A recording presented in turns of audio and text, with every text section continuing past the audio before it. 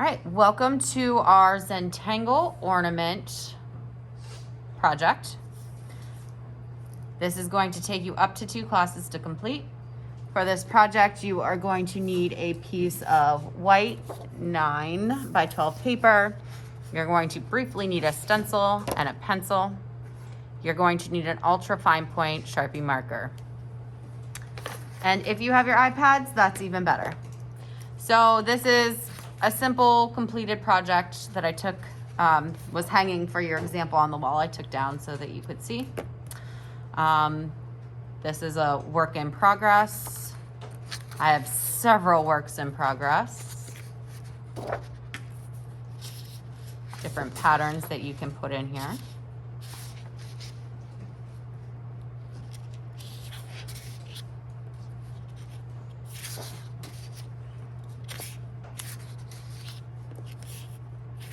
Alright, so without further ado, set this over here so we can use that as a reference briefly.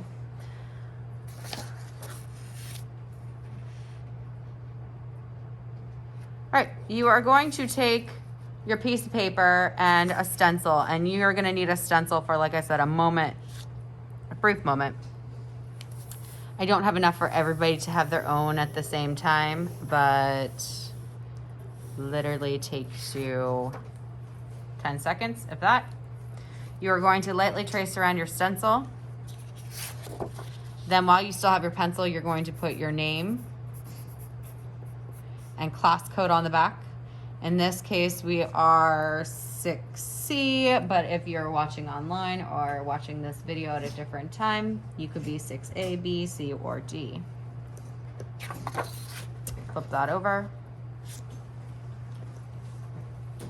So we are making an ornament, right? Right now we have just the bulb. We need something to make it so that it can hang. And that's typically like a little metal piece that goes on the bulb. So all I'm gonna do is kind of like a rectangle that's slightly tapered off at the sides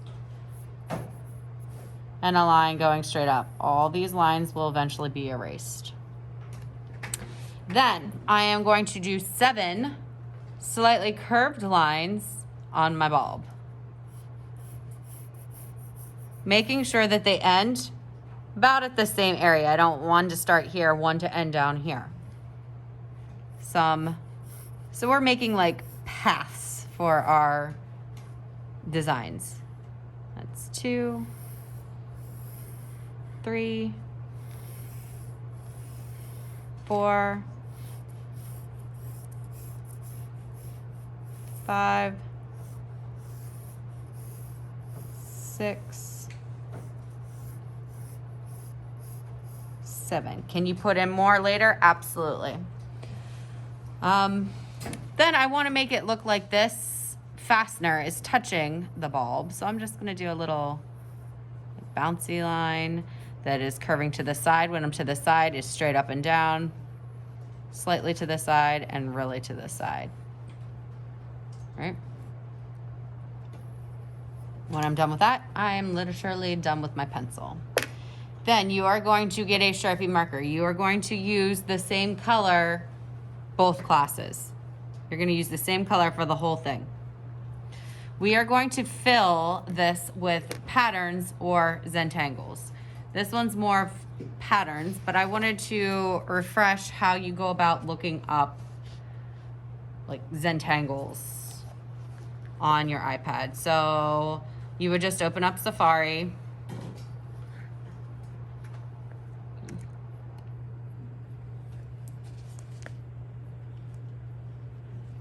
All right. This plus sign is going to open a new tab for you. You're going to go to google.com.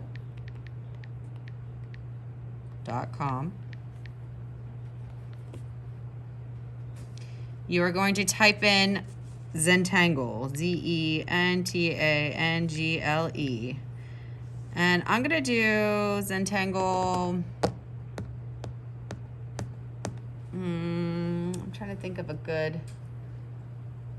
Let's try lines. Because I don't need super huge Zentangle patterns. I kind of want more bands of it. So when you do a Google search, just a regular search, you come up with images, Pinterest, you can buy things, videos, definitions, all kinds of different stuff. We want just images, right? Because basically what I'm going to do is find some that I like if I'm having a hard time coming up with my own and save them. I don't actually love any of those. This has some different stuff in it. So I'm gonna go ahead and press and hold, add to photos.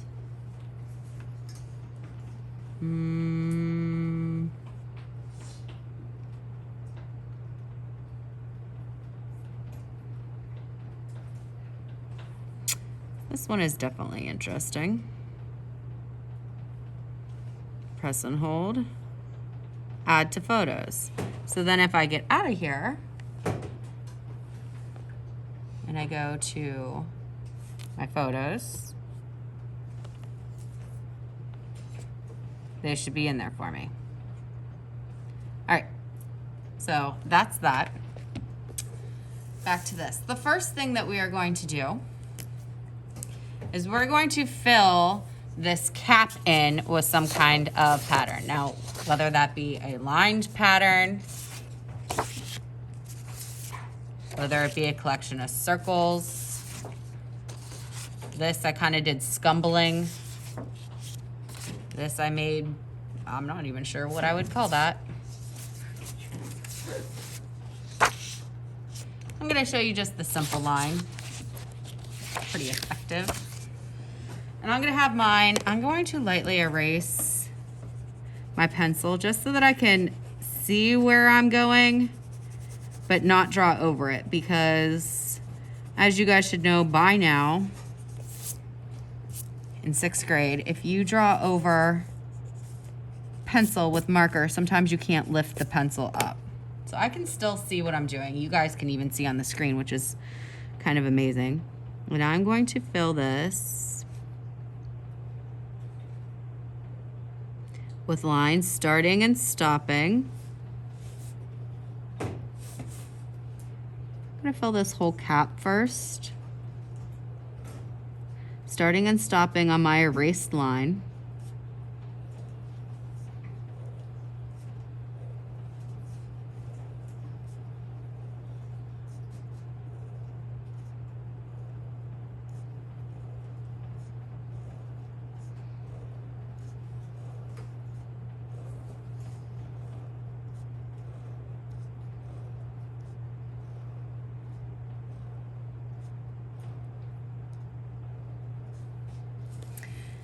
And then I'm going to try to continue some of these lines like down and out. You can fill this however you like.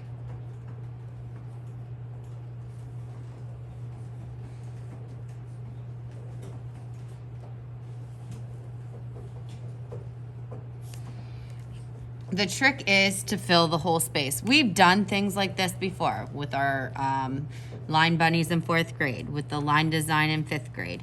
So this is not something that's completely foreign to you. Let's just pretend that I did all, oh, I forgot this part, huh? Some type of pattern. I like to keep it simple here. A dash line, or like,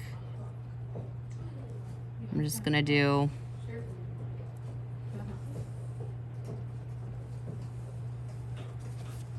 something like that. Okay, so now I'm moving on to my next spot. I'm gonna skip this area and try this because I want to try one of these Zentangles. And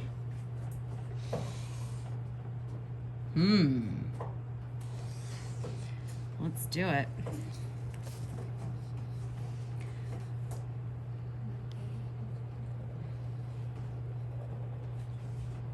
This is not enough. I've had kids be like, okay, Mrs. Turtle, I'm done. No. Negative. So if I look at just that, it seems like It's coming off of one point. All right, let's see.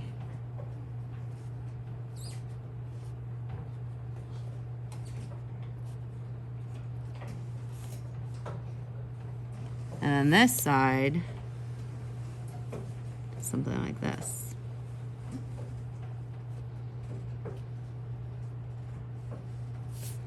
Now, even here, I could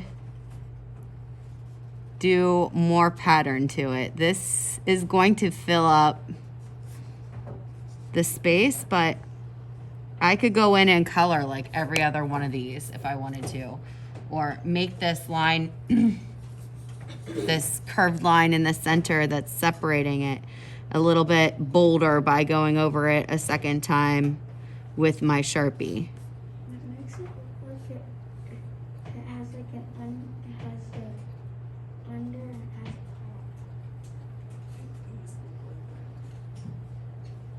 It makes it look like what? it looks like a wave and it looks like you can see the bottom of the wave and the top.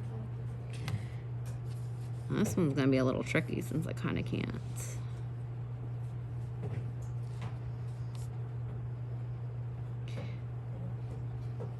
You must go all the way to the edge of your ornament.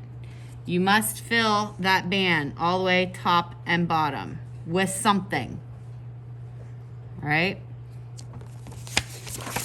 Where'd that one go? With something. Mrs. Shuttle, can I do Christmas trees too? Absolutely.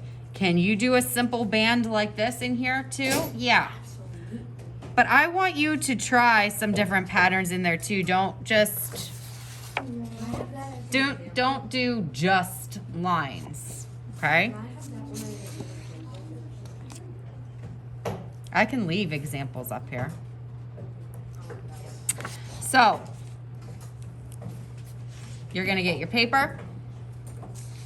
You are going to, I guess I could zoom out a little bit, huh?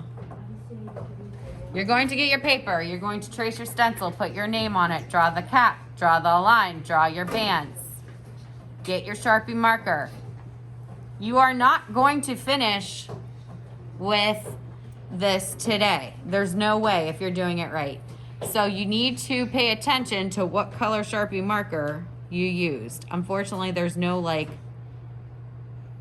name on the Sharpies anywhere on there for you to write down the name on the back. So really pay attention. Like next class, when I come in, I don't want to pick up a dark green if I'm using the slime green. All right?